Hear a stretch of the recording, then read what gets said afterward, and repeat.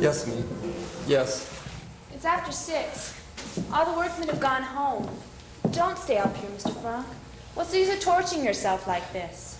I've come to say goodbye, Meep. I'm leaving here. What? Where are you going? I don't know yet. I haven't decided. But you can't leave here. This is your home. Amsterdam is your home. I can't stay in Amsterdam, Meep. It has too many memories for me. Everywhere there's something. The house we lived in, the school, the street organ playing down there. I'm not the same person that you used to know, Meep. I'm a bitter old man. Forgive me, Meep. I shouldn't speak to you this way. After all that you did for us, the suffering. No, you can't say that we suffered. I know what you went through, you and Mr. Crowler. I'll remember it as long as I live. Come, Meep. Mr. Frank, did you see? We found these in a heap on the floor after you left. Burn them. But Mr. Frank, they're letters, papers. Burn them, all of them. Burn this. Anna's diary.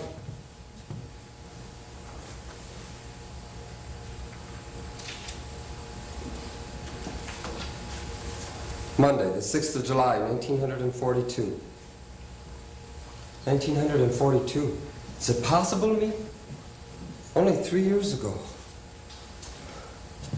Dear Diary, since you and I are going to be such great friends, I will start by telling you about myself. My name is Anna Frank. I am 13 years old. I was born in Germany the 12th of June, 1929. As my family is Jewish, we immigrated to Holland when Hitler came to power. My father started a business importing spice and herbs. Things went well for us until 1940. Then the war came and the Dutch defeat, followed by the arrival of the Germans. Then things got very bad for the Jews. You could not do this and you could not do that. They forced Father out of his business. We had to wear yellow stars. I had to turn in my bike. I couldn't go to a Dutch school anymore. I couldn't go to the movies or ride in an automobile or even on a streetcar and a million other things. But somehow, we children still managed to have fun. Yesterday, Father told me we were going into hiding. Where he wouldn't say. At 5 o'clock this morning, Mother woke me and told me to hurry and get dressed. I was to put on as many clothes as I could. It would look too suspicious if we walked along carrying suitcases. It wasn't until we were on our way that I learned where we were going. Our hiding place was to be upstairs, in the building where Father used to have his business. 3 other people were coming in with us, the Van Dans and their son Peter. Father knew the Van Dans, but we had never met them.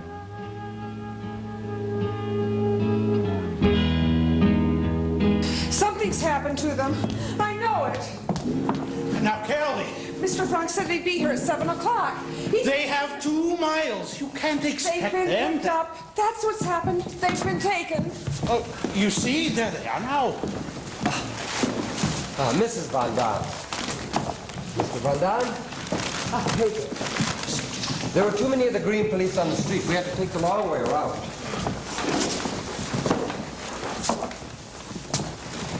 My wife, Edith. Mr. and Mrs. Van Daan. Their son, Peter. My daughters, Margaret and Anna. I'm sorry there's still so much confusion. Please, don't think of it. After all, we'll have plenty of leisure to arrange everything ourselves. We put the stores of food you sent here, drugs here, soap and linen here. Thank you, Eve. And I made the beds up the way Mr. Crawler and Mr. Frank said to. But if you'll excuse me, I have to get across town. I've got to get your ration books for you. Ration books? If they see our names on ration books, they'll know we're here. Well, there isn't don't anything worry. that... Your names won't be on them. I'll be up later. Thank you, Meep. It's illegal then, the ration books? We've never done anything illegal. We won't be living exactly according to regulations here. Well, this isn't the black market, Mrs. Frank. This is what we call the white market, helping the hundreds and hundreds who are hiding out in Amsterdam. I must go. It's the mustard woman. Must be out of here and downstairs in the office before the workmen get here. Me or I or both of us will be up here each day to bring you food and news and find out what your needs are. Tomorrow we'll put a better bolt for that door at the foot of the stairs. Needs one you can throw yourself, and only at our signal. Right. Oh, and you will tell them about the noise. Yeah, I'll tell them, yes. Goodbye then for the moment. Goodbye, Mr. Fowler. I'll be back later after the workmen leave. How can we thank you? I never thought I would live to see the day when a man like Mr. Frank would have to go into hiding. When you think what he's... What did he mean about the noise? First, let's take off some of these clothes. It's a wonder we weren't arrested walking along the street. Petronella with a fur coat in July, and that cat of Peter's crying all the way. Cat? Anna, please. It's all right. I've got on 3 more. Now, about the noise. When the workmen are in the building below, we must have complete quiet. Every sound can be heard down there. Not only in the workrooms, but in the offices, too. The workmen come at about 8:30, and they leave at about 5:30. So, to be perfectly safe, from 8 in the morning until 6 in the evening, we must move only when it is necessary, and then in stockinged feet.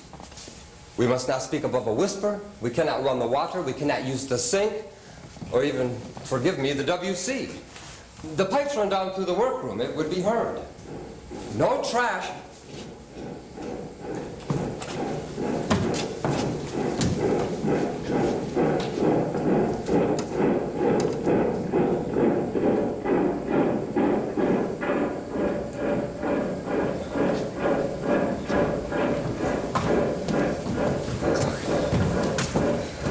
No trash must ever be thrown out that might reveal that someone is living here.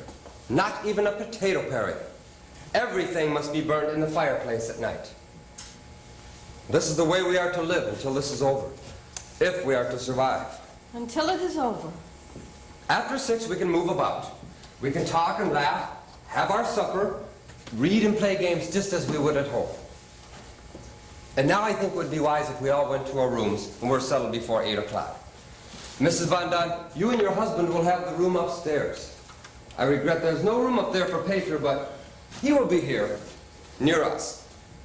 This will be our common room here, where we'll meet to talk and eat and read, just like one family. Where do you and Mrs. Frank sleep? This room is also our bedroom. It's your place. That's not right. You take your room upstairs. We'll sleep here. Please, I've thought about this for weeks. This is the best arrangement, the only arrangement. Well, never, never can we thank you. I don't know what would have happened to us if it hadn't been for Mr. Frank. You don't know how your husband helped me when I first came to this country, knowing no one, not able to speak the language. I can never repay him for that. May I help you with your things? No, come along, Leafia. You'll be all right, Peter? You're not afraid? Please, Mother. You too must have some rest, Edith. You didn't close your eyes last night. Nor you, Margaret. I slept, Father. Wasn't that funny? I knew it was the last night in my own bed, and yet I slept soundly. I'm glad, Anna. Now you'll be able to help me straighten things in here. Come with me. You can have this room for the time being. Are you sure? I could help, really. And Anna hasn't had her milk. I'll give it to her. Anna, Peter, it's best that you take your shoes off now before you forget. Are you sure you're not tired, Anna? I feel fine. I'm going to help Father. Peter, we're glad you're to be with us. Yes, Mrs. Frank.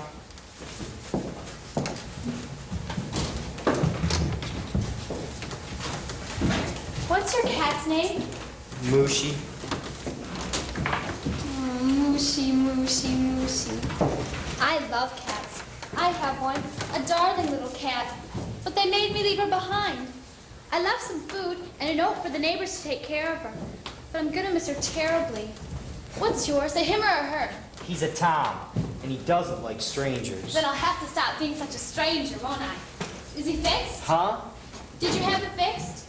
No. Well, you ought to have him fixed to keep him from fighting. Where did you go to school? Jewish secondary. But that's where Margaret and I go. I never saw you around. I used to see you sometimes. You did? In the schoolyard. You were always in the middle of a bunch of kids. How come you never came over? I'm sort of a lone wolf. What are you doing? Taking it off. But you can't do that. They'll arrest you if you go out without your star. Who's going out? Of course. You're right. We don't need them anymore. I wonder what our friends will think when we don't show up today. I didn't have any dates with anyone. No, I did. I had a date with Yobi this afternoon to go and play ping pong at her house. Do you know Yobi Duvall? No. Yobi's my best friend. I wonder what she'll think when she telephones and there's no answer. Probably she'll go on over to the house. I wonder what she'll say. We left everything as if we'd suddenly been called away. Breakfast dishes in the sink, beds not made. Look, it's still there. What are you going to do with yours? Burn it. It's funny. I can't throw it away. I don't know why. You can't throw something they branded you with? Something they made you wear so they could spit on you? I know, but after all, it is the Star of David, isn't it? Maybe it's different for a girl. Forgive me, Peter. Now, let me see. We must find a bed for your cat. I'm so glad that you brought your cat. Anna was feeling so badly about hers.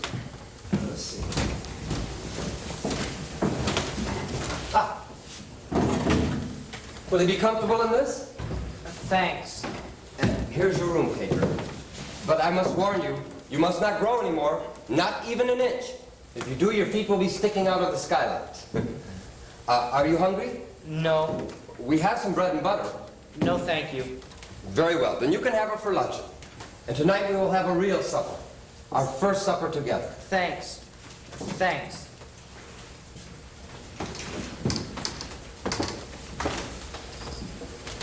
That's a nice boy, Peter. He's awfully shy, isn't he? You'll like him, I know. I certainly hope so, since he's the only boy I'm likely to see for months and months. Anna, there's a box there. Would you open it? You know how I'm going to think of it here?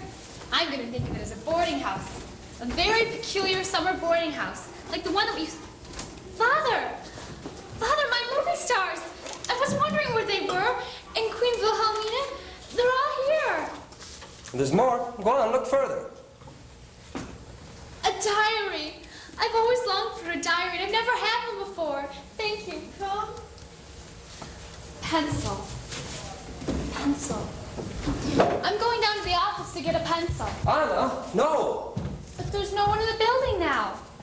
Doesn't matter. You must never go down there. Never? Not even at nighttime, when everyone is gone? Or on Sundays? Can I go down to listen to the radio? No, I'm sorry. It isn't safe, Annika. No, you must never go down there. I see. It'll be hard, I know. But always remember this, Annika. There are no walls, no bolts, no locks that anyone can ever put on your mind. Meat will bring us books. We'll read history, poetry, mythology. Here's your milk. As a matter of fact, Anna, living here is going to have certain advantages for you. For instance, you remember the other day the argument you had with your mother on the subject of overshoes? You said that you would rather die than wear overshoes? Well, in the end, you had to wear them anyways. Well, don't you see, for as long as we live here, you won't have to wear overshoes. Isn't that good? And the coat that you inherited from Margaret, you won't have to wear that. And the piano, you won't have to practice on the piano. I tell you, this is going to be a fine life for you. I thought I'd better get some water for Mushi before... Of course.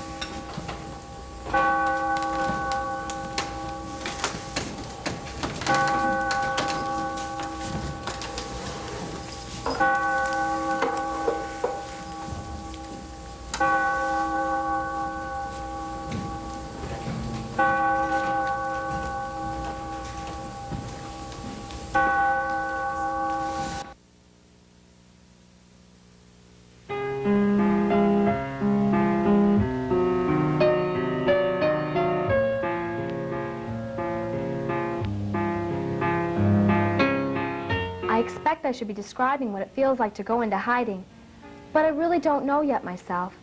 I only know it's funny never being able to go outdoors, never to breathe fresh air, never to run and shout and jump.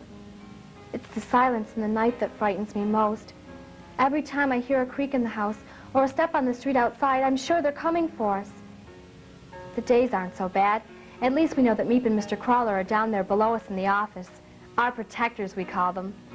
I asked Father what would happen to them if the Nazis found out they were hiding us. Pim said they would suffer the same fate that we would. Imagine. They know this, and yet when they come up here, they're always cheerful and gay as if there were nothing in the world to bother them. Friday, the 21st of August, 1942. Today I'm going to tell you our general news. Mother is unbearable. She insists on treating me like a baby, which I loathe. Otherwise, things are going better. The weather is all right.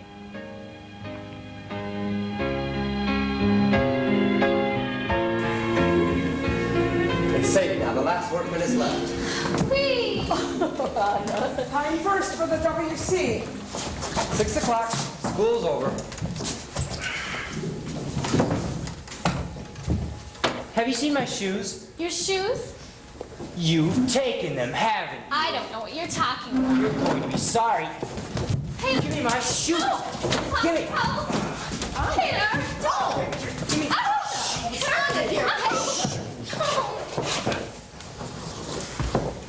Peter, come dance with me. I tell you I don't know how. I'll teach you.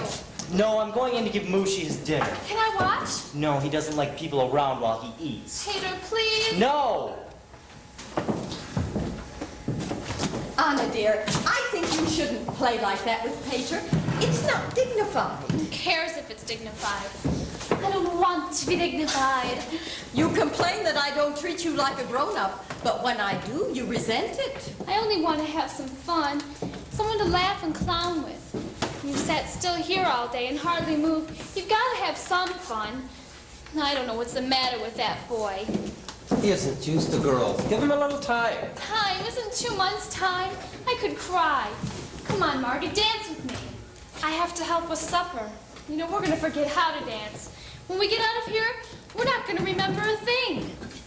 Da-da-da-da-da-dum, dum-dum. Da-da-da-da-dum. Dum-dum. Dum-dum. Da-da-da-da-dum. Next, dum-dum, dum-dum. Where's Peter? Where would he be? He hasn't finished his lessons, has he? His father will kill him if he catches him in there with that cat and his work not done. Anna, get him out of there, will you?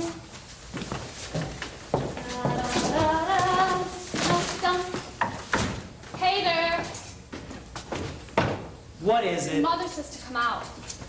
I'm giving Moochie his dinner. You know what your father For said. heaven's sakes, I haven't even looked at him since lunch. I'm just telling you, that's I'll all. feed him. No, I don't want you in there. Peter! All right, go in, give him his dinner, and come right back out. You hear? Now, is that any way to talk to your little girlfriend? Mother, please, will you please stop saying that? Look at him blush. Just look at him. I'm not. Anyway, let me He alone. acts like it's something to be afraid of.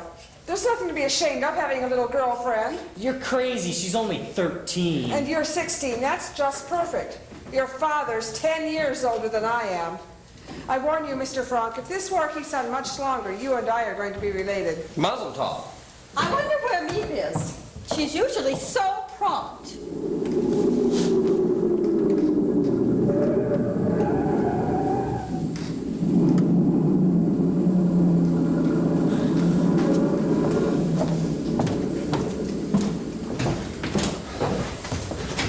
Good evening, everyone. Forgive me if I don't stay. I have a friend waiting for me in the room. My friend Tom Cat. Some people say we look alike, but Tom has the most beautiful whiskers, and I only have a little fun. All right, Mrs. Quack Quack. Peter! I heard about you. How you talked so much in school. They called you Mrs. Quack Quack. How Mr. Smitter made you write a composition. Quack Quack, said Mrs. Quack Quack. Well, go on, tell them the rest. Tell them how it was so good he read it out loud to his class, and then to all his other classes. Quack Quack Quack Quack. You were the most insufferable, intolerable boy I ever met. That's right, Annika. With all the Give boys it in to the her. world, why have to get stuck with one like you? Quack Quack Quack. And from now on, stay out of my room. Anna, dear. Your hair, you're warm. Are you feeling all right? Please. You haven't a fever, have you? No. Annika, dear, don't do that. You know that we can't call a doctor here ever. There's only one thing to do. Watch carefully. Prevent an illness before it comes. Let me see your tongue. Mother, this is perfectly absurd. Anna, don't be such a baby. Let me see your tongue. Otto, Anna, you hear your mother. come on. Open up. Open up. Well, you seem all right. Perhaps an aspirin. For heaven's sake, don't give that child any pills. I had to wait 15 minutes this morning for her to come out of the WC. I was washing my hair. I think that there's nothing the matter with our Anna that a ride on her bike or a visit with the Opie Duvall wouldn't cure. Isn't that so, Anna? Meep not come yet. The workman just left a little while ago. What's for dinner tonight? Beans. Not again. Oh, poor Putty, I know. But what else can we do? That's all that meat brought us. We are now entering what is known as the bean cycle. Beans boiled, beans on casserole, beans with strings, beans without. I saw you in there playing with your cat. He was only in there for a second, putting his coat away.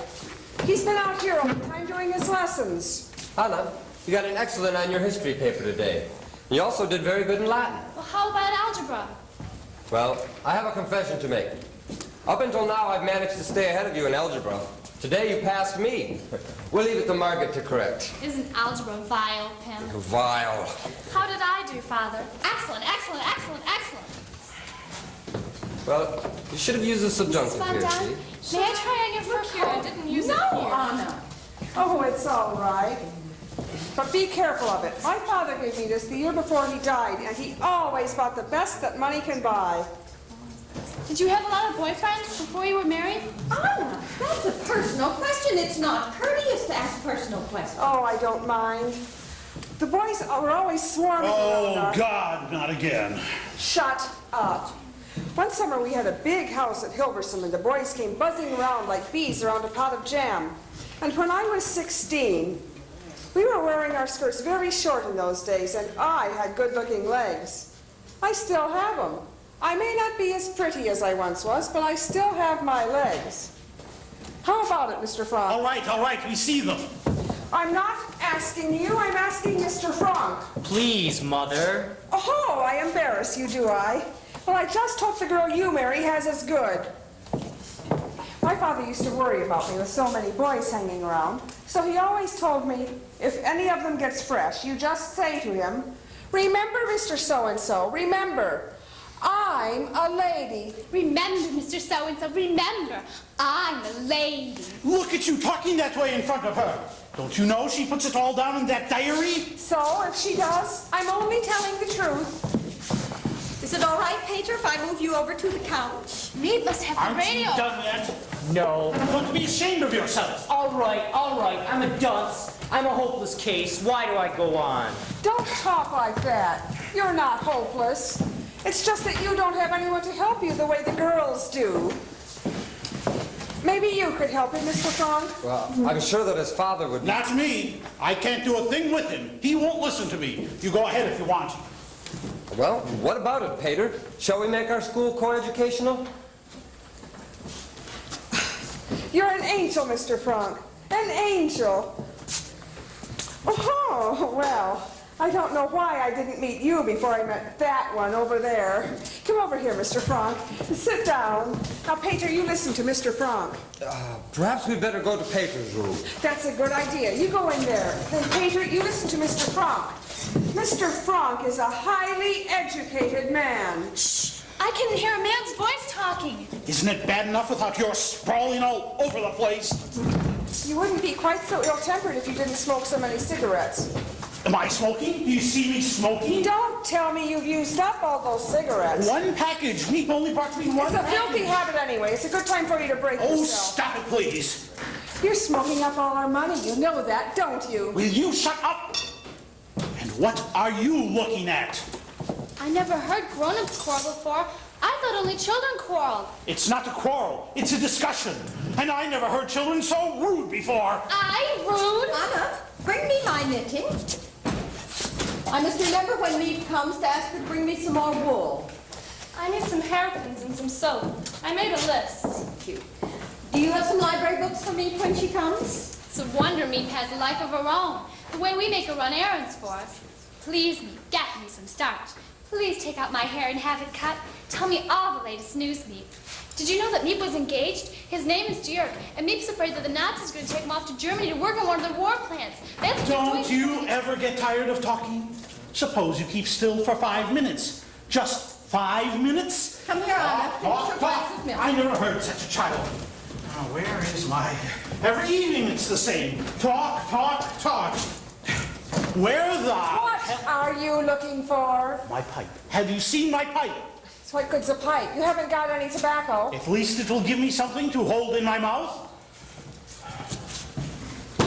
Margaret, have you seen my pipe? It was on the table last night. I know, I know. Anna, have you seen my pipe? Anna? Anna, dear, Mr. Van Daan is speaking to you. Am I allowed to talk now? You are the most aggravating. The trouble with you is you've been spoiled. What you need is a good old-fashioned spanking. Remember, Mr. So-and-so, remember, I'm a lady. Why can't you be nice and quiet like your sister Margaret? Why do you have to show off all the time? Let me give you a little advice, young lady. A man doesn't like that sort of thing in a girl. You know that? A man likes a woman who will listen to him once in a while. A domestic girl. Someone who will keep her house shining for her husband. Someone who likes to cook and sew and, I'd cut my throat. I'd open my veins. I'm going to be remarkable. I'm going to Paris. Paris. To study music and art. Yeah. I'm going to be a famous dancer, singer, something wonderful. Oh, now look what you've done. You clumsy little fool. What do you care? It isn't yours. So go ahead and ruin it. Do you know how much this coat cost? Do you? Sorry. I could kill you for this. I could just kill you. Petronella, come back. Leafia, the supper, come back. Anna, you mustn't behave in that It's an way. accident. Anyone can I don't mean that. I mean the answering back. You must not answer back. They are our guests. We must treat them with the greatest courtesy. We're all living under terrible tension. That's why we must control ourselves. You don't hear Margaret getting into arguments with them, do you? Watch Margaret. She's always courteous with them, never familiar. She keeps her distance, and they respect her for it. Try to be like Margaret. And have them walk all over me the way they do her? No thanks. I'm not afraid that anyone is going to walk all over you, Anna. I'm afraid for other people, that you are going to walk on them. I don't know what happens to you. You are wild, self-willed. Why, if I had ever talked to my mother the way you... I'm not like that anymore. Things have changed. I've got to fight things out for myself, make something of myself. You don't have to fight to do it. Margaret doesn't fight. Margaret, that's all I hear from anyone anymore. How wonderful Margaret is. Why aren't you more like Margaret? Everything you do is right, and everything I do is wrong. I'm the goat around here. You're all against me, and you're the worst of all.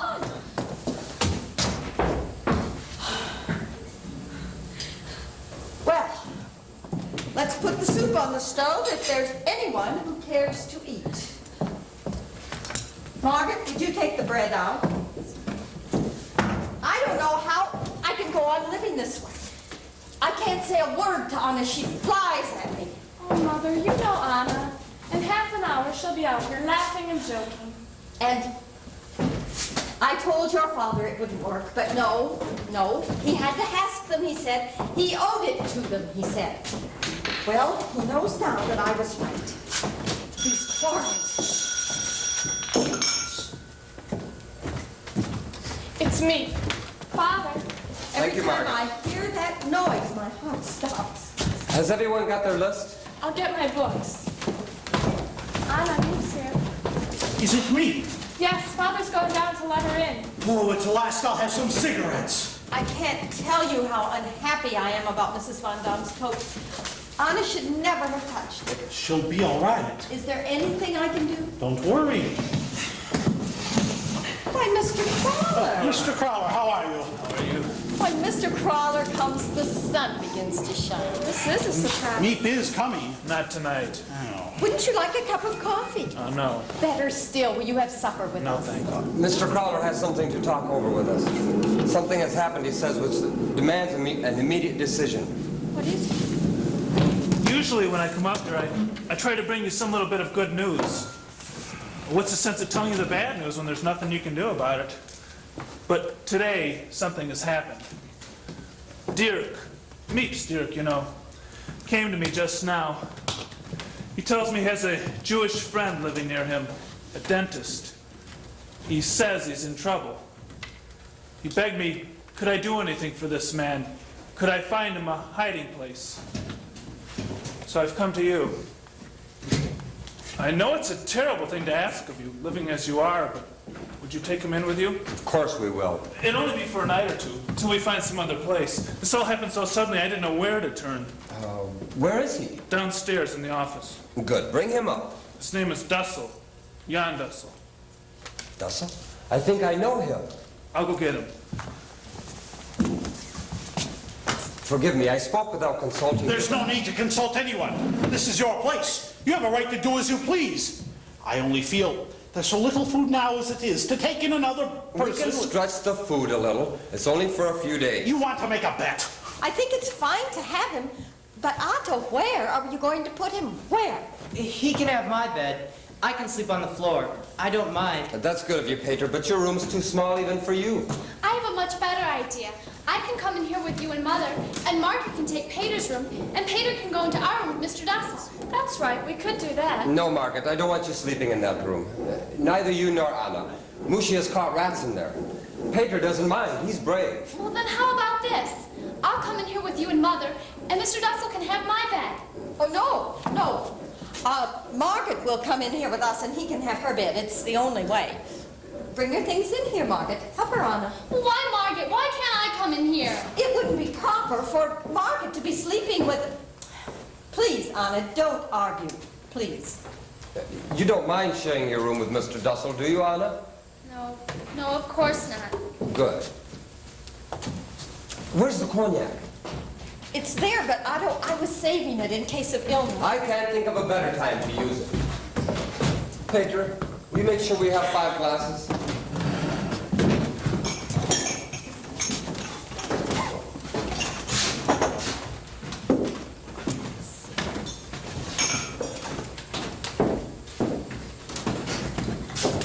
What's happening? What's going on? Someone's moving in with us. In here? You're joking. It's only for a night or two, until Mr. Crowler finds him another place. Yeah. Come in, Mr. Dussel. This is Mr. Frank. Mr. Otto Frank? Yes. Now let me take your things. Peter? My wife, Edith. How do you do, Mr. Dussel? Mr. and Mrs. Van Daan. And their son, Peter. And these are my daughters, Margaret and Anna. Thank you, Mr. Frank. Thank you all. Mr. Dussel, I leave you in good hands. Oh, Dirk's coat. What can I say to thank you? Oh, Mr. Crowler and me, they are our lifelines. Without them, we couldn't live. Please, you make us sound very heroic. It isn't like that at all. We simply don't like the Nazis. We don't like their methods. We don't like anything about them. I know. No one's going to tell us Dutchmen what to do with their damn Jews. Pay no attention to Mr. Frank. I'll be up tomorrow to see if they're treating you right. Don't trouble yourself to see me down again. Petra will bolt the door after me, won't you, Petra? Yes, sir. Thank you, Petra. I'll do it. Good night. Good night, Mr. Good night, Mr. Crowler. See you tomorrow. Please, Mr. Dussel, sit down. I'm dreaming. I know it. I can't believe my eyes. Mr. Otto Frank, here. You're not in Switzerland then. A woman told me. She said she had gone to your house. The door was open. Everything was in disorder. Dishes in the sink. She said she found a piece of paper in the wastebasket with an address scribbled on it. An address in Zurich. She said you must have escaped to Zurich. Father put that there on purpose, just so people would think that very thing. And you've been here all this time? All this time, ever since July. Oh, my. It worked. The address you left. Mr. Dussel says people believe we've escaped to Switzerland. I'm glad, Anna. Now let's have a toast to welcome Mr. Dussel. To Mr. Dussel. To Mr. Dussel, welcome. We are very honored to have you with us. To Mr. Dussel, welcome. Welcome. Welcome. That was good. Did Crowler warn you that you won't get much to eat here? Why, you can imagine, with 3 ration books among the 7 of us, and now you make 8. Mr. Van Daan, you don't realize what is happening outside that you should warn me of a thing like that. You don't realize what's going on. Right here in Amsterdam, every day hundreds of Jews disappear. They surround a block and search house by house. Children come home from school to find their parents gone. Hundreds are being deported. People that you and I know. The Hollensteins, the Vessels. No. They get their call-up notice. Come to the Jewish theater on such and such a day and hour. Bring only what you can bring in a rucksack. And if you refuse the call-up notice, they come and drag you from your house and ship you off to Mauthausen, the death camp. We had no idea things had got so much worse. Forgive me for speaking so. Mr. Dussel, do you know the Javals? Do you know what has become of them? Their daughter Yopi and I are in the same class. Yopi's my best friend. They are gone, Gone? with all the others. No. There was a family named Wagner. They lived I think near that we us. should put this off until later. We all have many questions we want to ask, but I'm sure that Mr. Dussel would like to be settled before supper. I would, thank you. I brought very little with me. I'm sorry that we can't give you a room alone. I hope you won't be too uncomfortable. We've had to make strict rules here, a schedule of hours. We'll tell you more after supper. Anna, would you take Mr. Dussel to his room? Come with me, Mr. Dussel. Forgive me if I haven't really expressed my gratitude to all of you. This has been such a shock to me. I'd always thought of myself as Dutch. I was born in Holland. My father was born in Holland. And my grandfather. And now, after all these years, if you'll excuse me.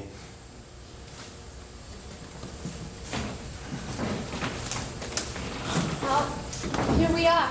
You're going to share the room with me. The news sounds pretty A bad, man doesn't who's it? always lived alone. It's not at all I haven't like had what to Mr. adjust Crowther myself. I like it better the way I hope Crowler you'll bear tells with it. me until I learn.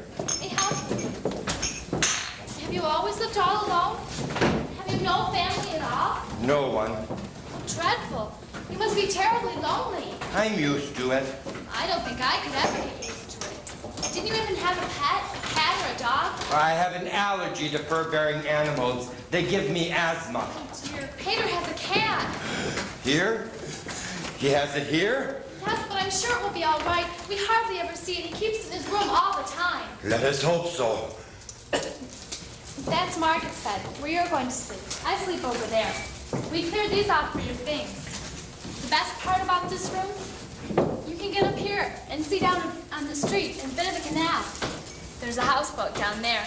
A Bartley lives there with his family. They have a little baby, and he's just beginning to crawl. And I'm so afraid he's going to fall into the canal someday. Your father spoke of a schedule. Oh, yes. It's mostly about times we have to be quiet, and times to use the WC. You can use it now if you like. No, thank you. I suppose you think it's awful, my talking about a thing like that. But you don't know how important it can get to be, especially when you're frightened. About this room, the way Margaret and I did it. She took it to herself in the afternoons for studying and reading, lessons, you know, and I took it in the mornings. Would that be all right with you? I'm not at my best in the morning. Well, you come in here in the mornings then, and I'll take the room in the afternoon. Tell me, when you're in here, what happens to me? Where am I spending my time? In there with all the people? Yes. I see. I see. We have supper at 6:30. Then, if you don't mind, I like to lie down quietly for 10 minutes before eating. I find it helps the digestion. Of course.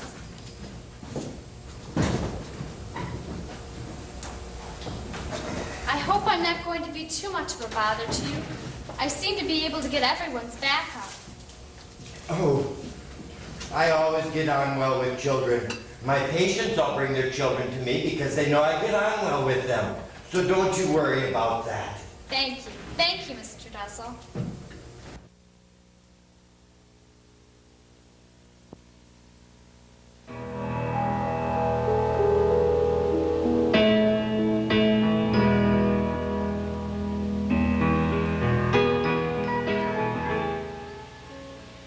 And yesterday I finished Sissy Van Marksveld's latest book.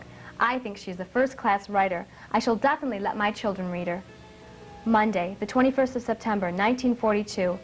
Mr. Dussel and I had another battle yesterday. Yes, Mr. Dussel. According to him, nothing, I repeat, nothing is right about me. My appearance, my character, my manners. While he was going on at me, I thought, sometime I'll give you such a smack that you'll fly right up to the ceiling. Why is it that every grown-up thinks he knows the way to bring up children, particularly the grown-ups that never had any? I keep wishing Peter was a girl instead of a boy. Then I would have someone to talk to. Margaret's a darling, but she takes everything too seriously. To pause for the moment on the subject of Mrs. Von Don, I must tell you that her attempts to flirt with Father are getting her nowhere. Pim, thank goodness, won't play.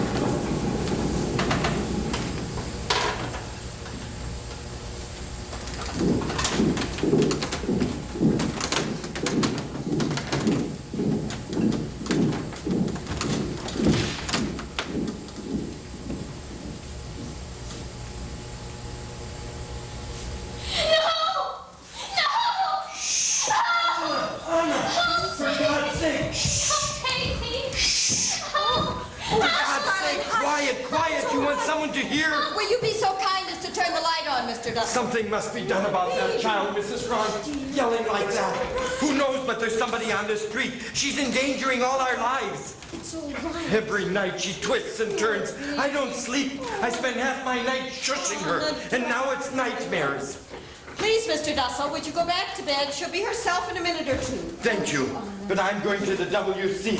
The one place where there's peace. What is it? What happened? A nightmare. She was having a nightmare. I thought someone was murdering her. Unfortunately, no. Would you like some water? Was it a very bad dream? Perhaps Go back to bed now. told me about it. Rather not talk about it.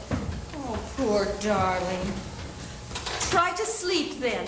I'll stay right here beside you until you fall asleep. You don't have to. Oh, but I'd like to stay with you, really. Rather you didn't. Very well. Good night, then. Will you be all right? Is there nothing you want? Will you please ask Father to come?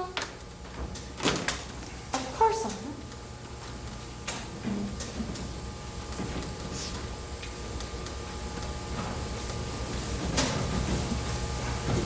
She wants you. Edith. It's all right. I just thank God that she'll at least call on you when she needs comfort. Go to her. She's still shaking with fear. Go to her.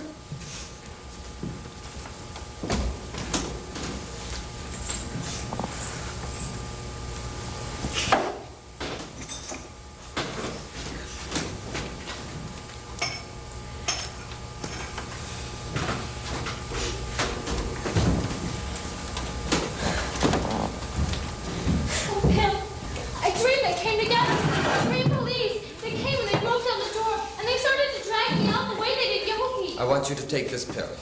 What is it? She wants Something to nothing quiet with you. me. Would you like me to read She to pulled you for away a when I while? tried to kiss her. No, just sit a minute. It's just a phase. Was I awful? You Were heard yells Father. really loud? Most Think girls anyone would outside say. could have heard? No, They no, do lie like their quietly. fathers at this Try to sleep. They give all their love to their fathers. Terrible coward. You weren't like I'm this. so disappointed You in didn't myself. shut me out. She'll get I think over I'm it. really grown up. I think I've really changed. And then something happens and I come running to you like a baby. I love you, Father. I don't love anyone but you. Annalyn, It's true. I've been thinking about it for a long time. You're the only one I love. it's fine to hear that you love me, but I'd be much happier if you said you loved your mother as well. doesn't understand me. Every time I try to explain my views on life to her, she asks me if I'm constipated. You hurt her very much just now. She's in there crying. She's crying. I don't care. I only told the truth. I didn't want her here. Oh, Pim, it was horrible, wasn't I? And the worst thing about it is, I can stand there and see myself doing it and know it's wrong, and yet I can't stop doing it. What's the matter with me, Pim? Don't just say it's a phase. Help me.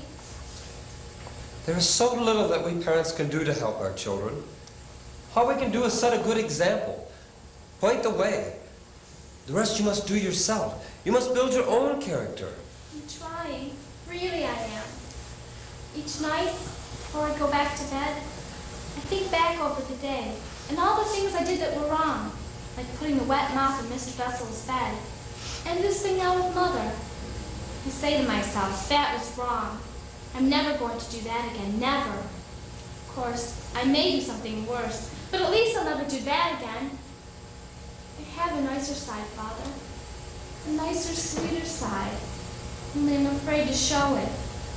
I'm afraid people are going to laugh at me if I'm serious. So the mean end comes to the outside, and the good on stays on the inside. And I keep trying to switch them around and have the good on outside and the bad on inside. Be what I'd like to be and might be. Only.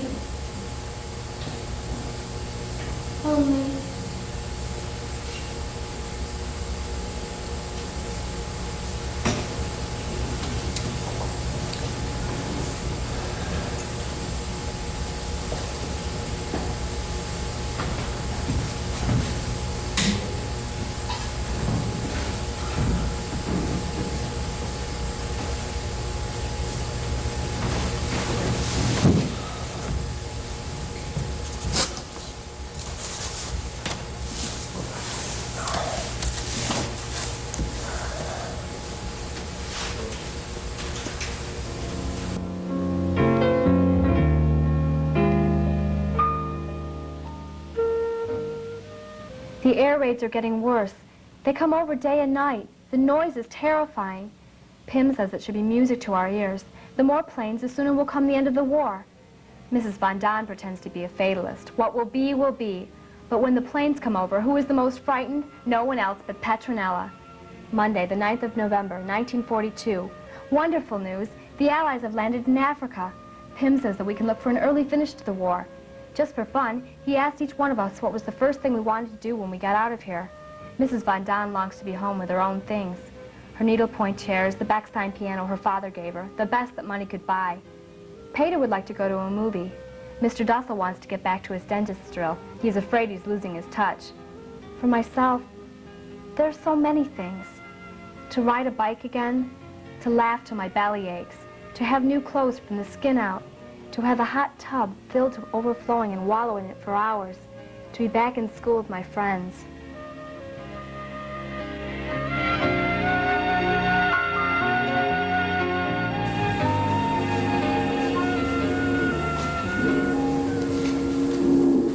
Praise be thou, O Lord our God, ruler of the universe, who has sanctified us with thy commandments and bidden us kindle the Hanukkah lights. Praise be thou, O Lord our God, ruler of the universe, who has wrought wondrous deliverances for our fathers in days of old. Praise be thou, O Lord our God, ruler of the universe, who has given us life and sustenance and brought us to this happy season. Amen. We kindle this Hanukkah light to celebrate the great and wonderful deeds wrought through the zeal with which God filled the hearts of the heroic Maccabees 2,000 years ago. They fought against indifference, against tyranny and oppression, and they restored our temple to us. May these lights remind us that we should ever look to God, whence cometh our help. Amen. Amen. I lift up mine eyes unto the mountains, from whence cometh my help. My help cometh from the Lord, who made heaven and earth. He shall not suffer thy foot to be moved. He that keepeth thee will not slumber. He that keepeth Israel doth neither slumber nor sleep. The Lord is thy keeper. The Lord is thy shade upon thy right hand. The sun shall not smite thee by day, nor the moon by night. The Lord will keep thee from all evil.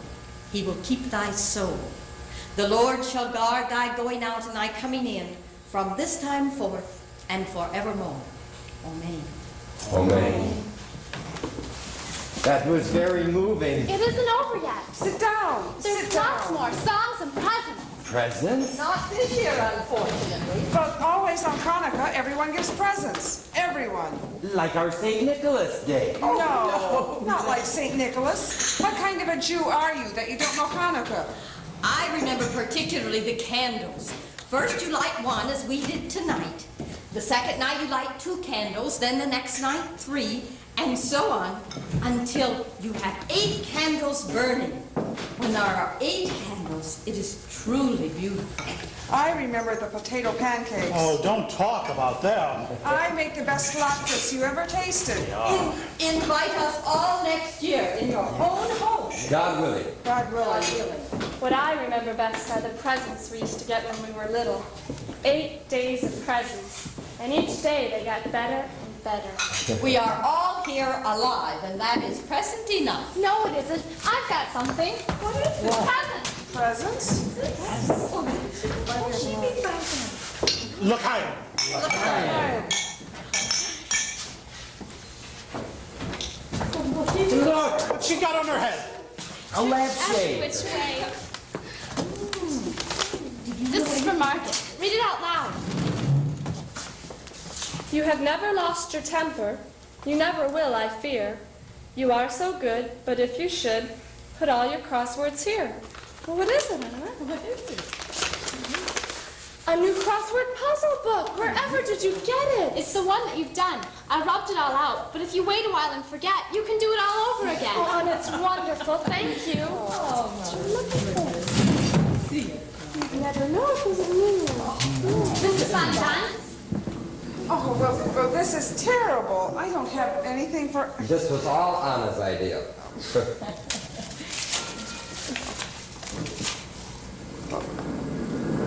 What is it? It's hair shampoo. I mixed the odds and ends of soap in the house. They'll last in my toilet water. Oh, Anna. Didn't have a chance to write poems for all of them. Mr. Fontaine, yours is something really special. Something you wanted for a long time.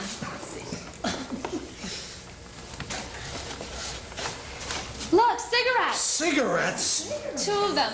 Pim found some old pipe tobacco in the pocket lining of his coat, and we made them. Or rather, Pim did. Well, let me see. Well, look at that.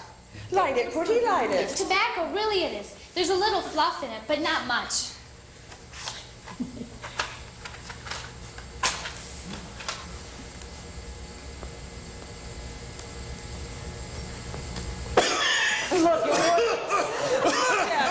Thank you, Anna. Thank you. I'll save it for later. For Mother, Hanukkah greeting. Oh, for me. See. Here's an IOU I promise to pay. 10 hours of doing whatever you say. Signed, Anna Frank. Oh. 10 hours of doing what you're told? Anything you're told? That's right. You wouldn't want to sell that, Mrs. Rock. Never. It's the most precious gift I've ever had. But you can look at it. For Pim. Hanukkah, I wasn't supposed to get a present. It's a muffler to wear around your neck, like an ascot, you know. I made it out of odds and ends. I knit it in the dark each night before I'd gone to bed. I'm afraid it looks better in the dark. It's fine. It fits me perfectly. Thank you, Annika. Is that your sweater? Yes, it is. And paper socks. That's for Mushi. On behalf of Mushi, I thank you. And this is yours, from Mrs. Quack Quack. Well, open it. Aren't you going to open it? I'm afraid to. I just know something's gonna jump out and hit me. It's nothing like that, really. What is it, Pater? Go on, show it. It's a safety razor. A what? A razor. Well, you didn't make that out of odds and ends. It's not new. Meep got it for me. It's second hand. But you really do need a razor now. For what? Well, look on his upper lip. You can see the beginning of a mustache. He wants to get rid of that? Put a little milk on it and let the cat lick it off. Think you're funny, don't you? Look, he can't wait. He's going to try it. I'm going in to give Mooshy his present. Mooshy. And last but never least, my roommate, Mr. Dussel. For me? Something for me? I made them myself. Capsules. 2 capsules. They're earplugs. Earplugs? I made them out of cotton and candle wax. They're to put in your ears so you won't hear me when I thrash around at night. Try them in. Put them in. See if you can't hear me talk. Wait now till I get them in. Are you ready? Huh? Are you ready? My God, they've gone inside. I can't get them out. Thank you, Anna. Thank you. Oh, a real Hanukkah. And now let's have the Hanukkah song, Father. Have you heard the Hanukkah song, Mr. Dussel? The song is the whole thing. Oh, I think that we shouldn't sing that song tonight, Anna. It's a song of jubilation, of rejoicing. One is apt to get too enthusiastic. Oh, please, Father, let's have the song. I promise not to shout. Very well, but I'll keep my eye on you, and when you get too loud, then we're going to have to stop. You! How many times? I told you. Out! What's wrong with you? Don't you have any sense? Get that cat out of here. Cat? You heard me. Get it out of here. I have no cat. It doesn't have to be the cat. His clothes are enough when he comes out of that room. Don't worry. It won't trouble you anymore. We're getting rid of it. At last you listen to me. I'm not doing it for you. That's all in your head. All of it. I'm doing it because I'm sick of seeing that cat eat all our food. That's not true. I only feed him bones, scraps. Don't tell me. That cat gets fatter every day. Damn cat looks better than any of us. Out it goes tonight. No. Mr. Fontaine, you can't do that. That's Pater's cat. Pater loves that cat. If he goes, I go. Go. You're not going and the cat's not going. No, please, this is Hanukkah. Hanukkah. Well, what's the matter with all of you? We're supposed to be celebrating. Come on, Anna, let's have that song. Oh, Hanukkah. I think that we should blow out the candles Oh, first. Father. And then we'll have something for tomorrow night. But you're supposed to let them burn themselves out. I'm sure that God understands shortages. Praise be thou, O Lord our God, who has sustained us and permitted us to celebrate this joyous festival. Amen.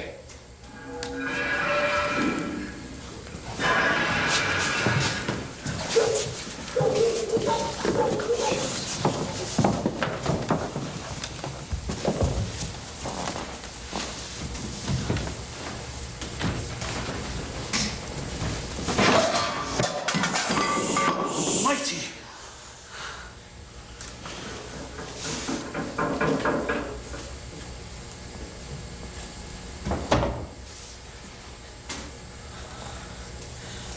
Do you hear anything? I think they've gone. It's the Green Police. They found us. If it was the Green Police, they wouldn't have left. They'd be up here by now. I know it's the Green Police. They've gone to get help, that's all. They'll be back. The Gestapo looking for papers. A thief looking for money. We've got to do something, quick. Quick before they come back. There's nothing to do. Just wait. Honest? Water, get some water. No one's going to try any water. If they found us, they found us. Get the water. I'm going down. No, Father, don't go. It may be a trap. There may be someone waiting. This is Saturday. There's no way for us to know what has happened till Meep or Mr. Crowler come on Monday morning. We cannot live with this uncertainty. Don't go, Father. Pootie, where's our money? I've heard you can buy the Green Police off so much ahead. Go upstairs, get our money. Will you be still? Do you want to be dragged off to a concentration camp? Are you just going to stand there and wait for them to come and get you? Do something. Be still. Where's Father? Someone get Father. I'll go. Haven't you done enough already? Mr. Fontaine, please get Father. Quiet. I lift up mine eyes unto the mountains, from whence cometh my help. My help cometh from the Lord who made heaven and earth. He shall not suffer thy foot to be moved. He that keepeth thee shall not slumber. It was a thief.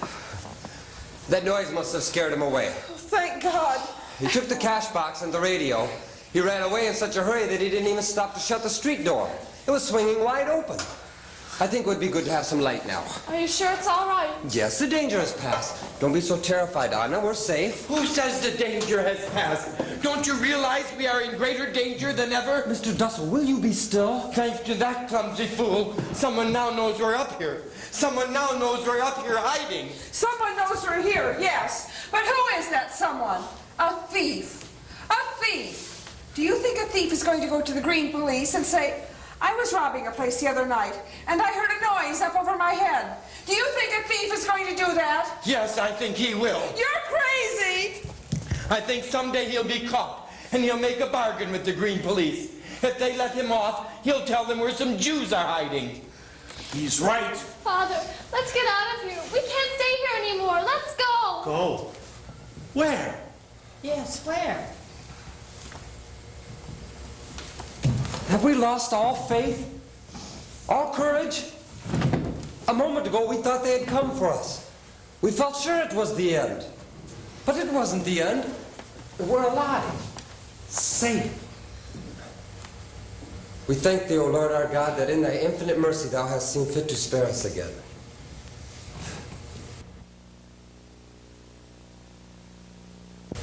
Come on, Anna. The song. The song. Oh, Hanukkah, oh, Hanukkah, The sweet celebration, around the feast we gather in complete jubilation. Happiest of seasons now is here. Many are the reasons for good cheer. Together we'll weather whatever tomorrow may bring. So hear us rejoicing and merrily voicing the Hanukkah song that we sing. Ahoy! So hear us rejoicing and merrily voicing the Hanukkah song that we sing.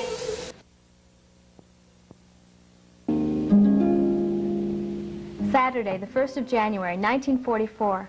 Another new year has begun, and we find ourselves still in our hiding place. We have been here now for 1 year, 5 months, and 25 days. It seems that our life is at a standstill. We're all a little thinner. The Van Don's discussions are as violent as ever. Mother still doesn't understand me, but then I don't understand her either. There is one great change, however, a change in myself. I read somewhere that girls of my age don't feel quite certain about themselves, that they become quiet within and begin to think of the miracle that is taking place in their bodies. I think that what is happening to me is so wonderful. Not only what can be seen, but what is taking place inside. Each time it has happened, I have a feeling that I have a sweet secret. And in spite of my pain, I long for the time when I shall feel that secret within me again.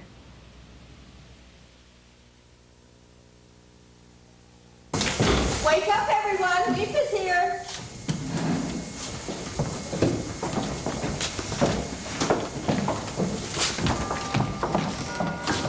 Meep is here, Peter. Hello, Meep. Well, and Mr. Crawler, what a delightful surprise. We came to bring you New Year's greetings. You shouldn't. You should have at least one day to yourselves. Don't say that. It's wonderful to see them. I can smell the wind and the cold on your clothes. There you are. How you feeling, Margaret? Feeling any better? I'm all right. We filled her full of every kind of pill, so she won't cough and make a noise. Hello, me, Mr. Crawler. My hope for peace in the new year. Thank you. Meep, have you seen Mushi? Have you seen him anywhere around? I asked everyone in the neighborhood, Peter, had they seen a stray cat? And they all said no. Look what Meep's brought for us, everyone. A cake. Cake, I'll get some plates. Oh, thank you, Meepia.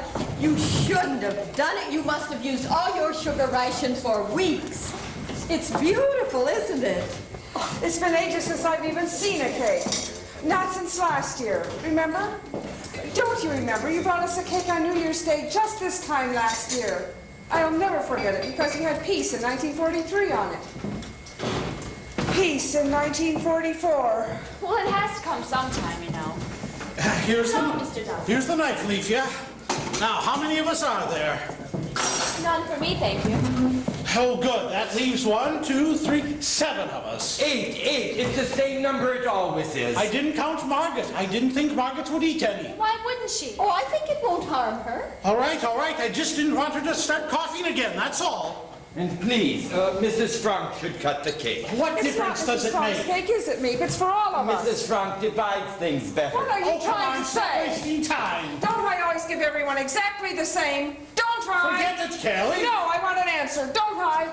Yes, everybody gets exactly the same. Except Mr. Fondant always gets a little bit more. That's lies. She always cuts the same. Please. You see what a little sugar cake does to us? It goes right to our heads. Here you are, Mrs. Frank. Thank you.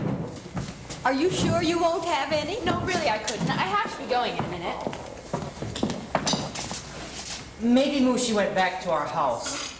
They say that cats.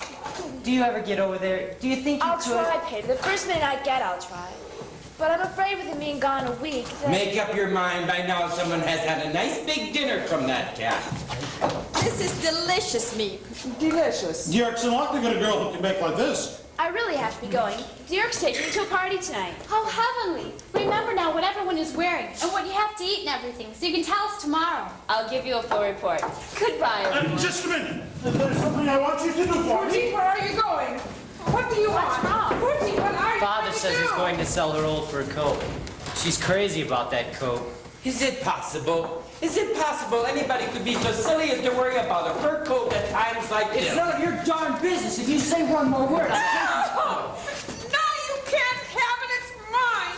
My father gave me this coat. You have no right. Let go of it. You hear? No, no.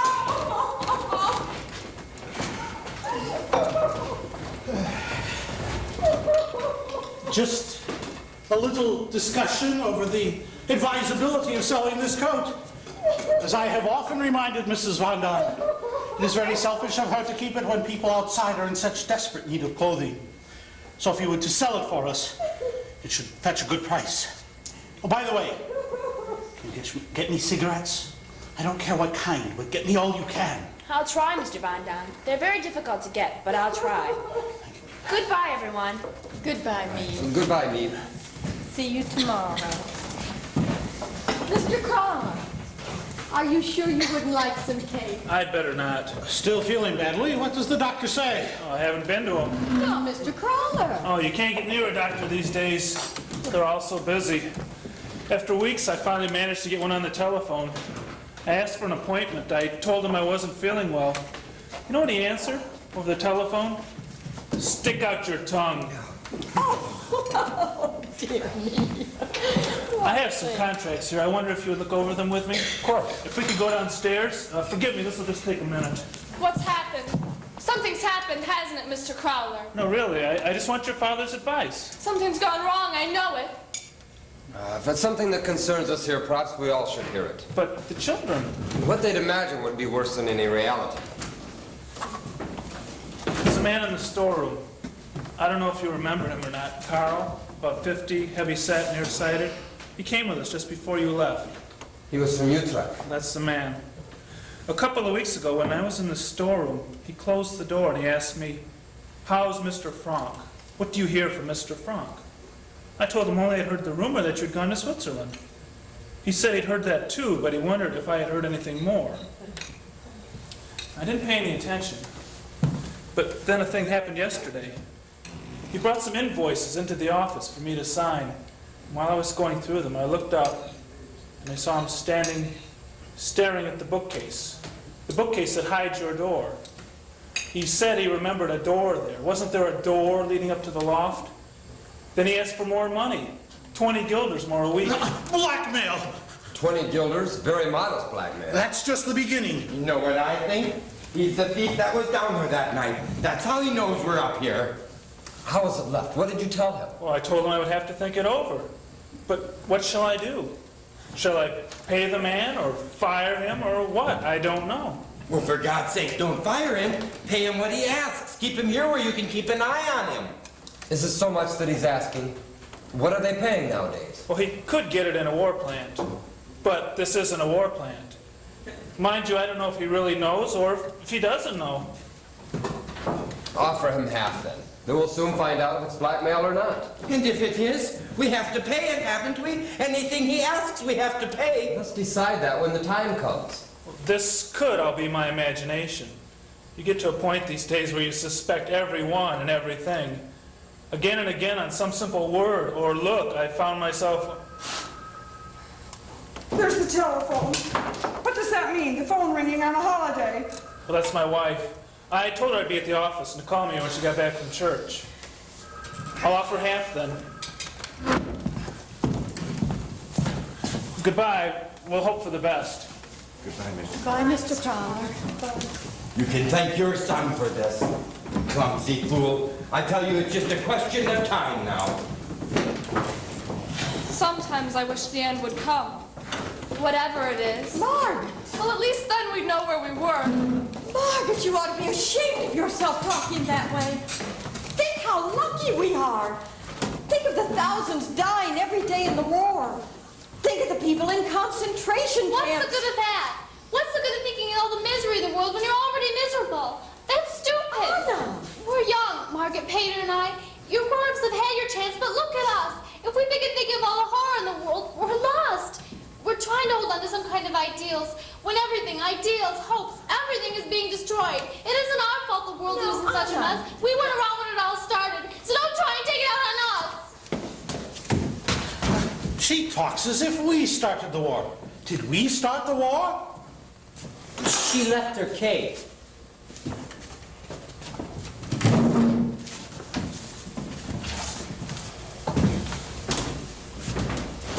You left this.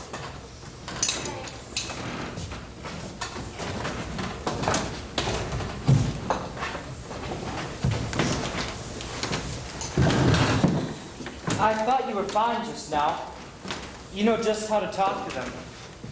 You know just how to say it. I'm no good. I never can think, especially when I'm mad. That Dussel, when he said that about Mushi, someone eating him and all I could think is, I wanted to hit him. I wanted to give him such a... that he... That's what I used to do when there was an argument at school. But here, and an old man like that, it wouldn't be so good. You're making a big mistake about me. I do it all wrong. I say too much. I go too far. I hurt people's feelings. I thought you were just fine.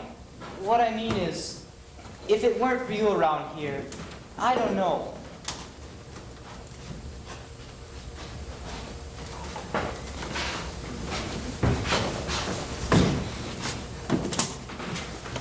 Do you mean it, Pater? Do you really mean it?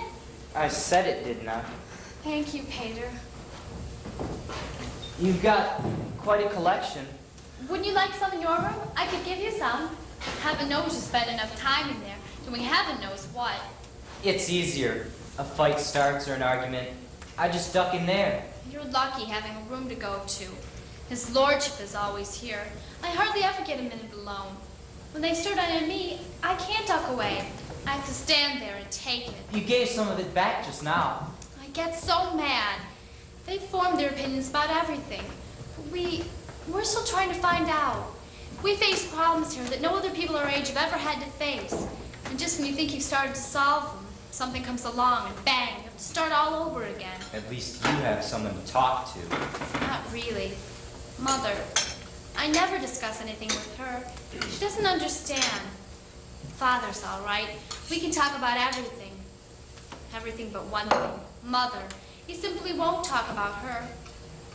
I don't know. I don't think you can really be intimate with someone if you hold something back from you. Do you? I think your father's fine. Oh, he is, Pater, he is. He's the only person that gives me the feeling I have any sense. But anyway, nothing can take the place of school. And friends your own age, or near your own age, can it? I suppose you miss your friends and all. It isn't just... Isn't it funny, you and I? Here we've been seeing each other every minute for the last year and a half. This is the first time we've ever really had a chance to talk. It helps having someone to talk to. Don't you think? It helps to let off steam. Well, anytime you need to let off steam, you can come into my room. I can get up an awful lot of steam. You have to be careful how you say that. It's all right with me. Do you mean it? I said it, didn't I?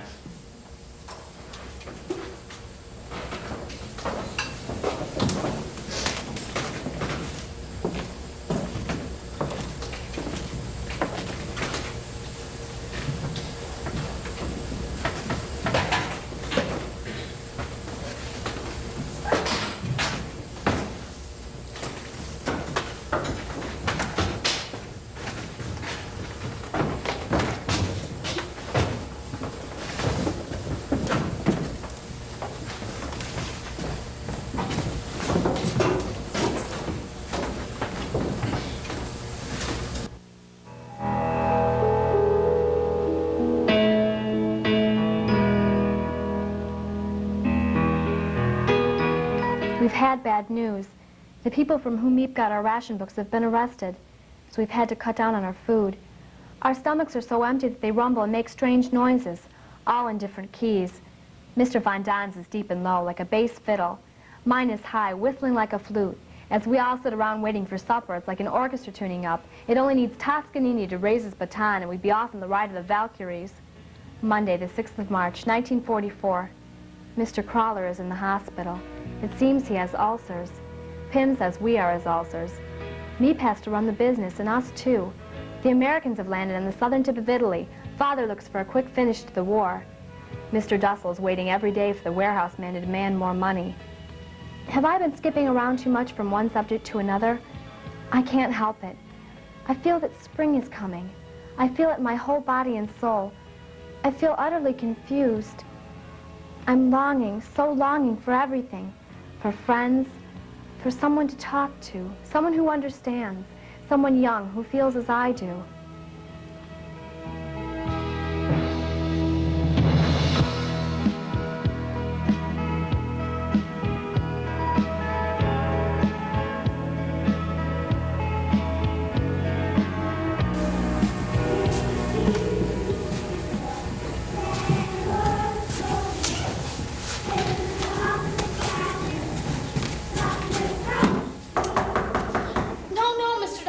I'm not dressed yet. There. How does that look? Fine. You didn't even look. Of course I did. It's fine. Margaret, tell me. Am I terribly ugly? Oh, stop fishing. No, tell me. Of course you're not. You've got lovely eyes and a lot of animation. A little vague, aren't you? May I come in? Come in, Mother. Mr. Dussel is impatient to get in here. Heavens. He takes the room for himself the entire day. Anna, dear, you're not planning to go in again tonight to see Peter. That is my intention. But you've already spent a great deal of time in there today. I was in there exactly twice. Once to get the dictionary, and then 3/4 of an hour before supper. Aren't you afraid you're disturbing him? Mother, I have some intuition. May I ask you this much then, Anna? Please don't close the curtain when you go in. You sound like Mrs. Von Don. No, I don't mean to suggest anything wrong. I only wish you wouldn't expose yourself to criticism. That you wouldn't give Mrs. Von Don the opportunity to be unpleasant. Mrs. Von Don doesn't need any opportunity to be unpleasant. Everyone's on edge, worried about Mr. Crawler. This is one more I'm sorry, thing. Mother. I'm going in to see Peter tonight. I'm not going to let Petronella Von Don spoil our friendship.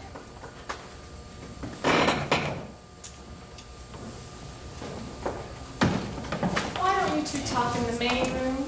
It'd save a lot of trouble. It's hard on Mother having to listen to those remarks from Mrs. Von Don and not say a word. Why doesn't she say a word? I think it's ridiculous to just take it and take it. You don't understand Mother at all, do you? She can't talk back. It's not like you, Anna. It's just not in her nature to fight back. Anyway, the only one I worry about is you. I feel awfully guilty about you. Well, what about it? Well, every time I go into Peter's room, I have a feeling I may be hurting you. I know if it were me, I'd be wild. I'd be desperately jealous if it were me. Well, I'm not. Really? You don't feel badly? Truly? You're not jealous? Well, of course I'm jealous. Jealous that you have something to get up in the morning for. But jealous of you and Peter? No. Maybe there's nothing to be jealous of. Maybe he really doesn't like me. Maybe I'm just taking the place of his cat. Are you sure you don't want to come in with us? I have a book. Will you please let me in my room? Just a minute, dear Mr. Dussel. Well, here I go, to run the gauntlet. Oh my God, look at her. Thank you very much. I don't know what good it is to have a son. I never see him. I could kill myself for all he cares. Just a minute, Anna. I'd like to have a few words with my son, if you don't mind. Peter, I don't want you staying up till all hours tonight. You're a growing boy and you need your sleep. Do you hear? Anna won't stay late. She's going to bed promptly at 9, aren't you, Anna? Yes, Mother. May we go now? Are you asking me? I didn't know I had anything to say about it. Listen for the chimes, Anna dear. In my day, it was the boys who called on the girls. Possible? You know how young people like to think they have secrets. Don't let it And bother you. Peter's room is It the doesn't only bother place where me. they can talk. Talk? That's not what they called it when I was young. They were young. They don't realize how much more advanced we are. When I think of what wonderful discussions we've had. Oh, I forgot. I was going to bring you some more pictures. Oh, these are fine, thanks. You don't want some more? I could bring you some new ones. Maybe later. I remember when I got that one. I won it. I bet Yogi I could eat 5 ice cream cones without them playing ping pong. We used to have heavenly times.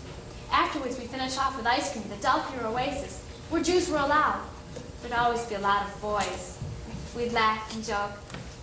I'd like to go back to it for a few days or a week, but after that I know I'd be bored to death. I think more seriously about life now.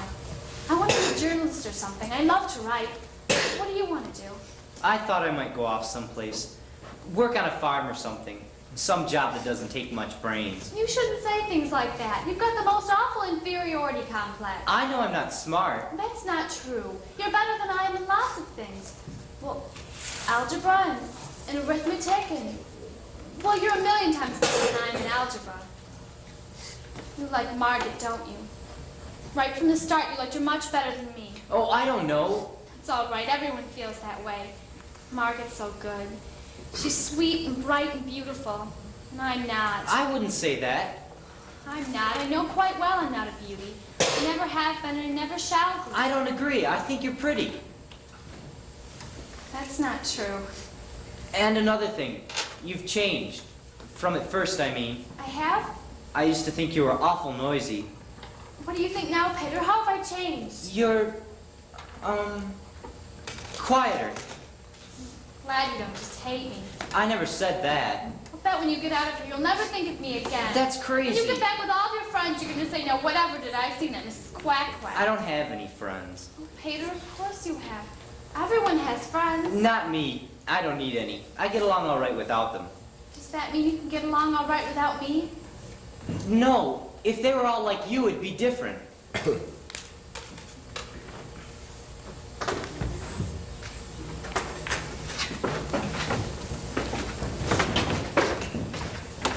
Peter, did you ever kiss a girl?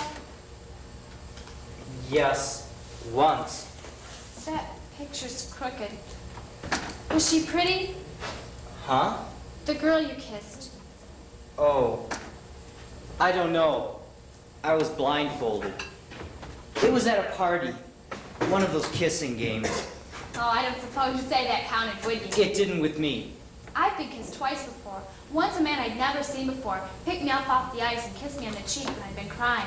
The other was Mr. Cafui's, a friend of Father's. You wouldn't say those counted, would you? I wouldn't say so. I know almost for certain that Margaret would never kiss a man unless she was engaged to him or something. And I'm pretty sure, too, that Mother never touched a man before Pim. But I don't know. Things are so different now. What do you think? Do you think a girl shouldn't kiss anyone unless she's engaged to them or something?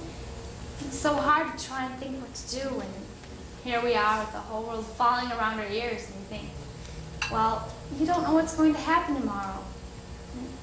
Well, what do you think? I suppose it'd depend on the girl.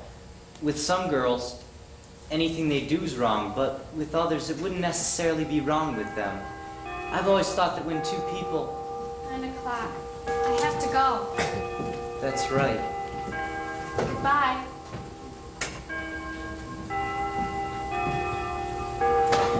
You won't let them stop you coming. No. Sometime I might bring my diary. There's a lot in it I'd like to discuss with you. There's a lot about you. Like what? Well, I wouldn't want you to read some of it. I used to think you were nothing, the same you thought about me. Did you change your mind about me the way I changed my mind about you? Well, you'll see.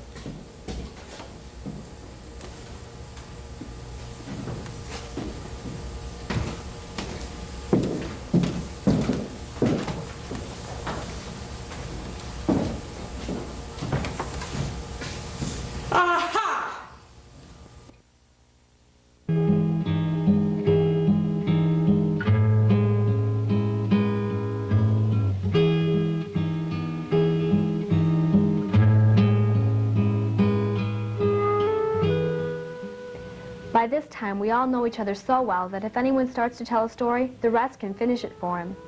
We're having to cut down still further on our meals. What makes it worse, the rats have been at work again. They've carried off some of our precious food.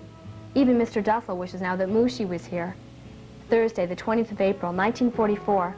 Invasion fever is mounting every day. Miep tells us that people outside talk of nothing else. For myself, life has become much more pleasant.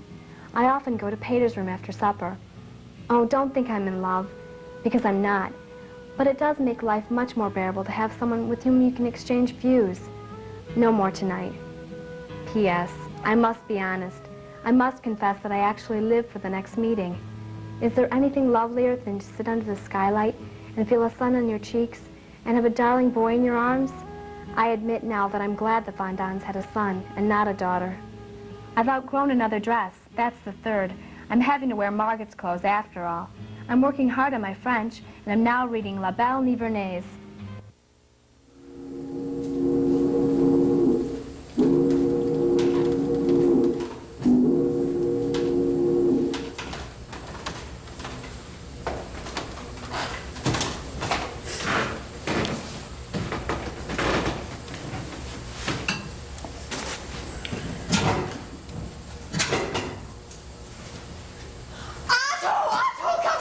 What is it? What's happening? He's stealing the food!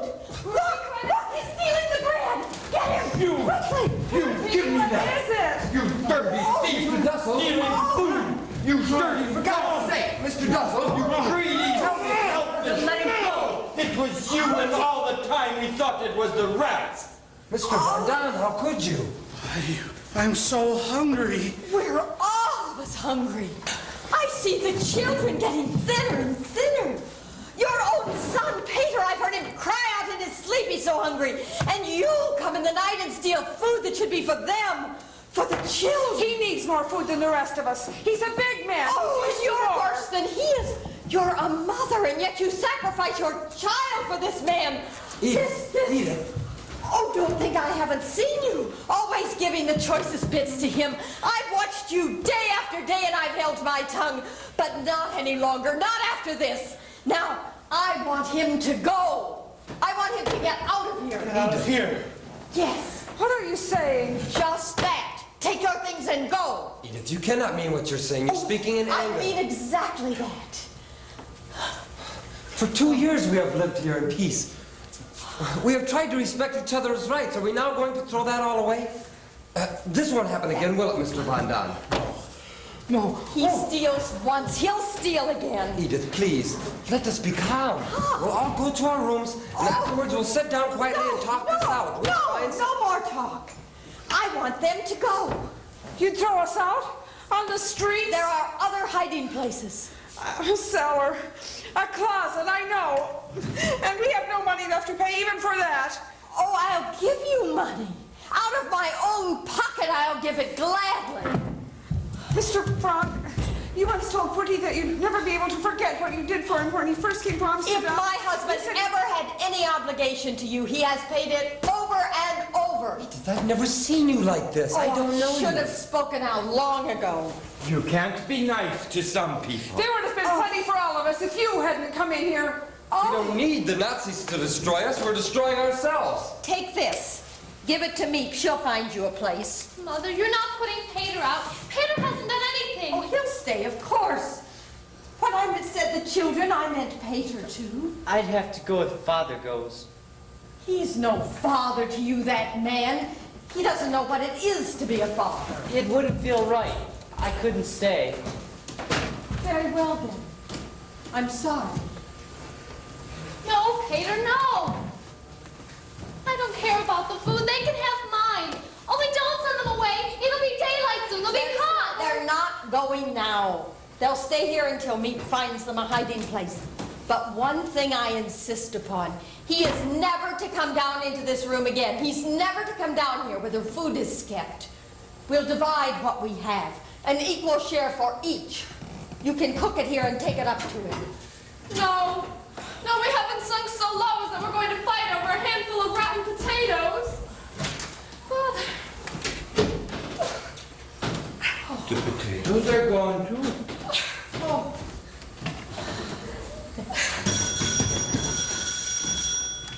It's me. At this hour? I beg There you. must be trouble. Don't let her see a thing like this. Oh. What is it? Mr. Frank, the most wonderful news. The invasion has begun. No. No. Did you hear what I said, everyone? Did you hear? The invasion has begun. Where? It began early this morning. How do you know? The radio, the BBC. They landed on the coast of Normandy. The British? The British, the Americans, the French, the Dutch, the Poles, all of them. Over 4,000 ships. Eisenhower spoke, and Churchill, D-Day they call it.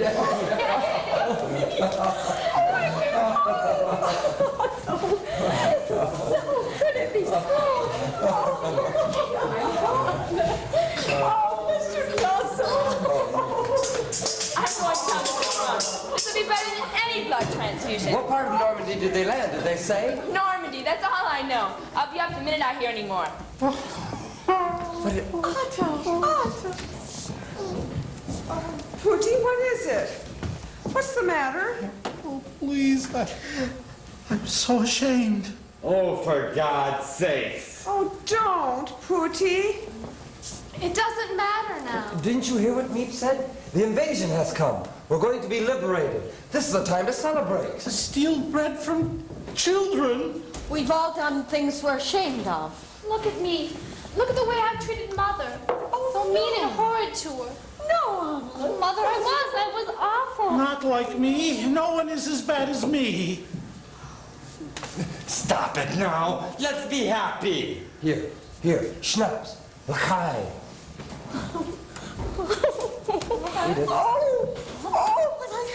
But I think of the horrible things I said.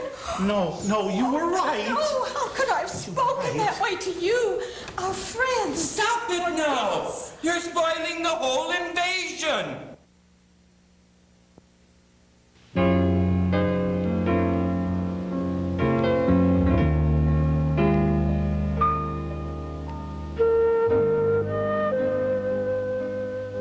We're all in much better spirits these days. There's still excellent news of the invasion. The best part about it is, I have a feeling that friends are coming. Who knows, maybe I'll be back in school by fall. Haha, the joke is on us.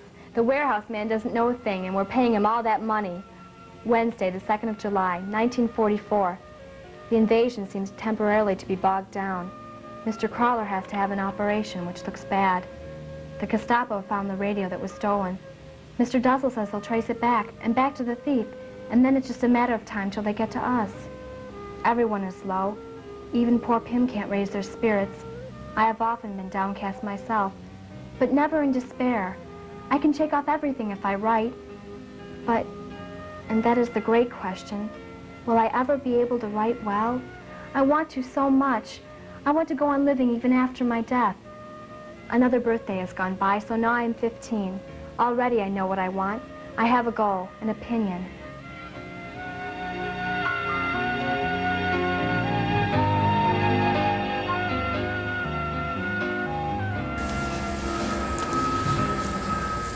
There it goes again.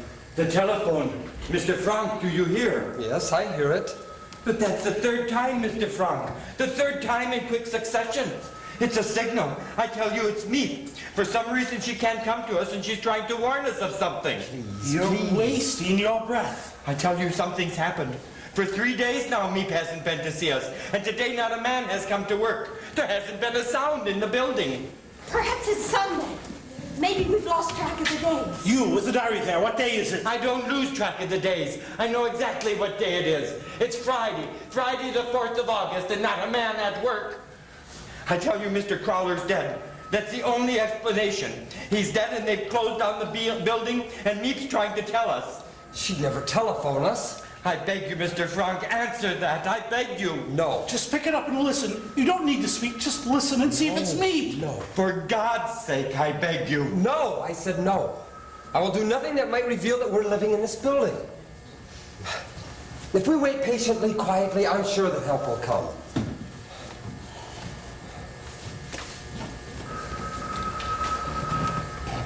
I'm going down.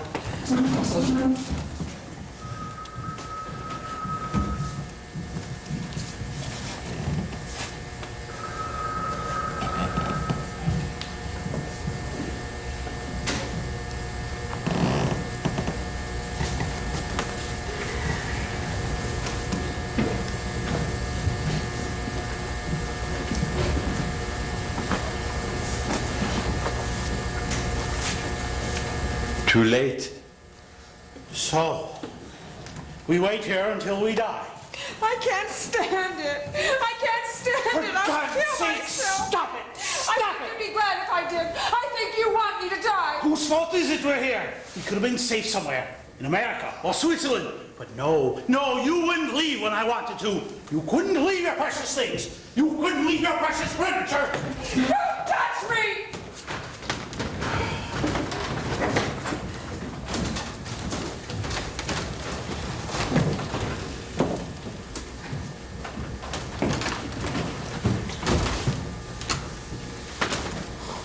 Look, Peter, the sky. Isn't it beautiful? Aren't the clouds lovely? Do you know what I do when it seems as if I couldn't stand being cooped up here for 1 minute longer?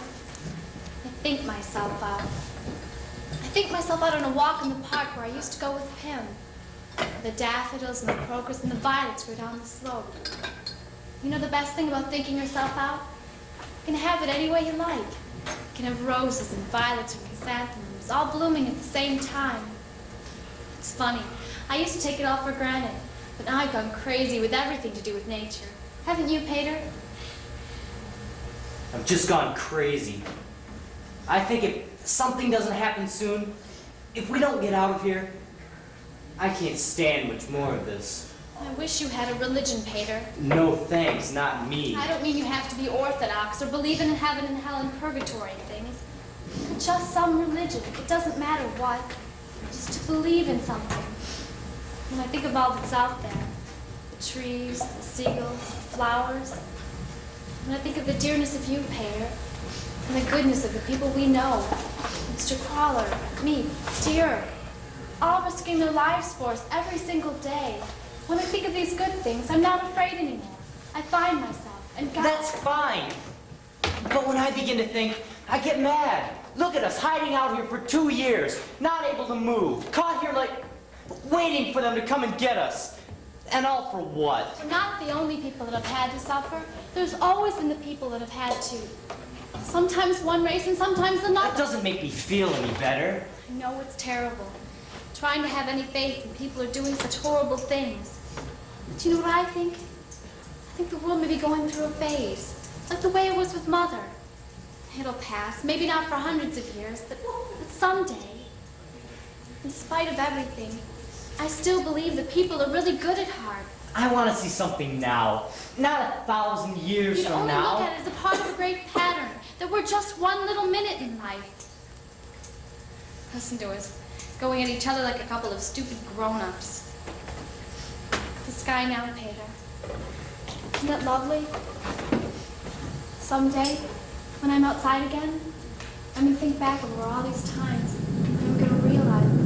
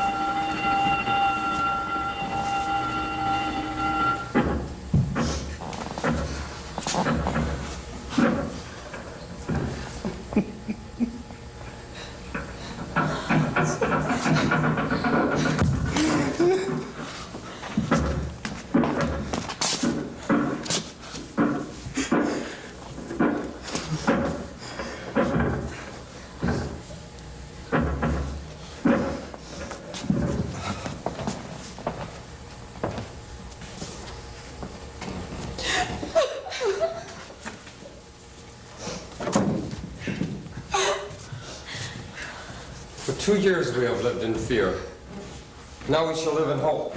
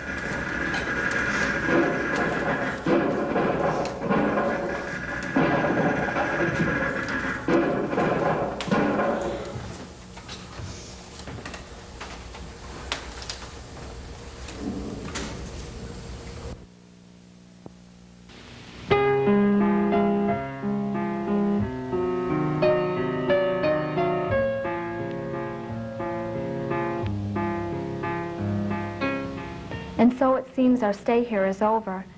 They are waiting for us now. They've allowed us 5 minutes to get our things. We can each take a bag and whatever it will hold of clothing, nothing else. So, dear diary, that means I must leave you behind. Goodbye for a while. P.S. Please, please, Meep or Mr. Crawler or anyone else, if you should find this diary, will you please keep it safe for me? Because someday I hope to come back and... No more. I'd gone to the country to find food. When I returned, the police had surrounded the block. We made it our business to learn how they knew. It was the thief. The thief told them. Seems strange to say this, that anyone could be happy in a concentration camp, but Anna was happy in the camp they took us to in Holland. After 2 years of being cooped up in these rooms, she could be out there in the fresh air and the sunshine that she loved. A little more? Yes, thank you. The news of the war was good. The Americans and British were sweeping through France. We felt sure that they would get to us in time. In September, we were told we were to be shipped to Poland. The men to one camp and the women to another. I was sent to Auschwitz. They went to Belsen. In January, we were freed. Those of us who were left. The war wasn't yet over, so it took us a long time to get home. Each time our train would stop at a siding or a crossing, we would get out and then go from group to group. Where were you? Were you at Belsen, at Buchenwald, at Mauthausen? Is it possible that you knew my wife? Did you ever see my husband? My son? My daughter? That is how I found out about my wife's death. Of Margaret, the Van Downs, Peter, Dussel. But Anna, I still hoped. Yesterday I went to Rotterdam. There's a woman there. She had been at Belsen with Anna. I know now.